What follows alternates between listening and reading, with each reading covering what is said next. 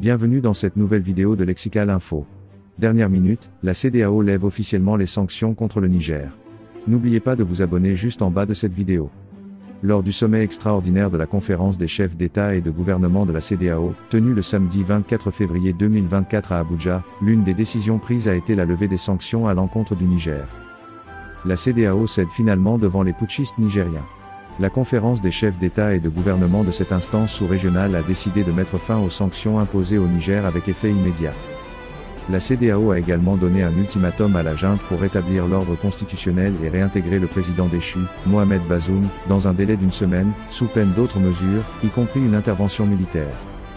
En réponse, les putschistes nigériens se sont alliés à leurs homologues du Burkina Faso et du Mali, annonçant leur retrait immédiat de la CEDEAO et la création de l'Alliance des États du Sahel. Face à cette résistance, les positions ont évolué au sein de l'instance sous-régionale, certains chefs d'État plaidant pour un assouplissement de la position de l'institution.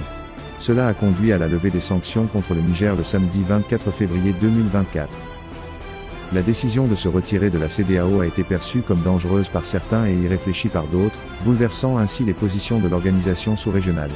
Pour sortir de cette impasse, les chefs d'État de la CEDEAO ont décidé d'initier un dialogue avec l'Alliance des États du Sahel. Selon plusieurs ministres ouest-africains interrogés par Jeune Afrique, la CEDEAO s'apprête à lever les lourdes sanctions économiques imposées au Niger après le coup d'État mené par le général Abdourahmane Tiani, le seul pays de l'Alliance des États du Sahel encore soumis à de telles mesures. Cette annonce devrait intervenir avant le début du Ramadan le 10 mars.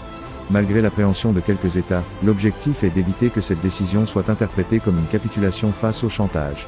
Un autre ministre ouest-africain justifie la levée prochaine des sanctions en affirmant que celles-ci n'étaient pas censées être permanentes. Merci pour votre aimable attention et n'oubliez pas d'activer la cloche de notification pour recevoir les prochaines informations. Merci.